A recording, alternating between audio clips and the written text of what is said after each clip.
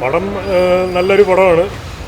സാധാരണ ഒരു കൊമേഴ്സ്യൽ സിനിമയുടെ ആ ഒരു എൻ്റർടൈൻമെൻറ്റ് രീതിയിലല്ല, ഇതൊരു മനോരമ സിനിമയുടെയൊക്കെ ഒരു ആർട്ട് ഫിലിമിൻ്റെയൊക്കെ ഒരു സ്റ്റാൻഡേർഡാണ്. പിന്നെ പക്ക റിയലിസ്റ്റിക്കാണ്. പിന്നെ വേറൊരു കാര്യം, ഈ സിനിമ കണ്ടാൽ നമുക്ക് മനസ്സിലാക്കുന്നത് നമ്മൾ ഈ റോന്ത് ചുറ്റുന്ന പെട്രോളിംഗ് നടത്തുന്ന പോലീസുകാരെ കുറിച്ച് നമുക്ക് വ്യക്തമായൊരു ഐഡിയ ഇല്ല. നമ്മളൊക്കെ സുഖിച്ച് സ്വസ്ഥമായിട്ട് കിടന്നുറങ്ങുന്നതിന് ഒരു പരിധിവരെ ഈ പോലീസുകാരുടെ റോന്തൊക്കെയാണ്. അപ്പോൾ ഈ പോലീസുകാർ റോന്ത് ചുറ്റുമ്പോൾ കാണുന്ന ജീവിത അനുഭവങ്ങൾ, അത് പക്ക പച്ചയായ യാഥാർത്ഥ്യം ഈ സിനിമയിലൂടെ കാണാം.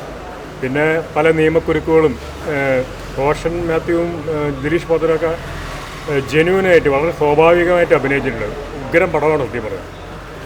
പടം പോലെ തന്നെ ഇത് ഒരു നൈസ് പോലീസ്, നമ്മളൊരു പോലീസുകാരനായ പോലെ തോന്നുന്നു. അമേസിങ് ആയിരുന്നു. സ്ക്രിപ്റ്റ് നന്നായിട്ട് എക്സിക്യൂട്ട് ചെയ്തിട്ടുണ്ട്. നല്ലൊരു സ്ക്രിപ്റ്റാണ്. റോഷൻ മാത്യു സൂപ്പർ, ദിലീഷ് പോത്തനും സൂപ്പർ അതിൽ പെർഫോം ചെയ്തിട്ടുണ്ട്.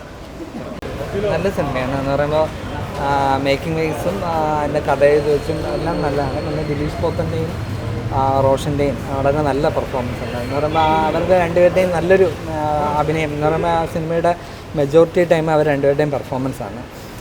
നല്ല സിനിമയാണ്. പിന്നെ നമ്മൾ ട്രെയിലർ കണ്ടുമ്പോൾ ഒരുപാട് നമ്മളങ്ങ് പ്രതീക്ഷിക്കും. ആ ഒരു ഇത് കിട്ടിയില്ല. ഒരു സ്ലോ പേസിൽ പോകുന്നൊരു മൂവിയാണ്. നല്ല മൂവിയാണ്, കാണാം.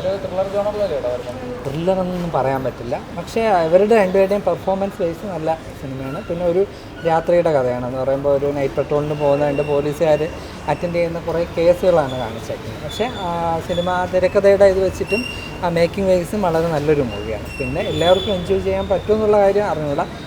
നമ്മളൊരു ത്രില്ലടിപ്പിക്കുന്ന മൊമെൻറ്റ്സോ അങ്ങനത്തെ ഒന്നുമില്ല. നല്ല മൂവിയാണ്.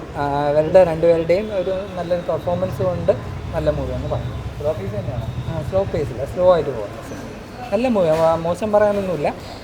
നമ്മളെ ഈ ഒരു സിനിമ 2 മണിക്കൂറിലായാലും ഒരു 1.25 മണിക്കൂർ അവർ രണ്ടുപേരെയും മാത്രമാണ് ഈ സിനിമയിൽ നമ്മുടെ സ്ക്രീനിൽ കാണുന്നത്. പക്ഷേ എന്തായാലും നന്നായിട്ട് ചെയ്തിട്ടുണ്ട്, എടുത്തിട്ടുണ്ട്.